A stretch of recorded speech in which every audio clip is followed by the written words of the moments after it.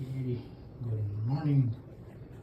The job work order namin today is drywall repair. At nilagyan ko ng studs. At sinuwatan ko na rin yung drywall.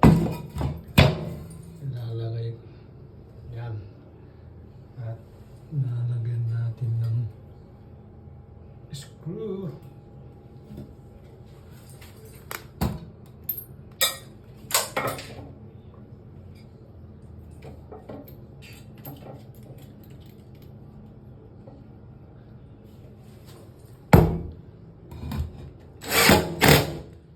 Yan, sa screw.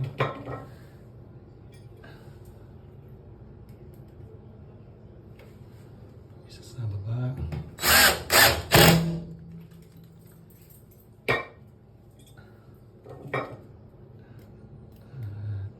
Apat-apat. Ito.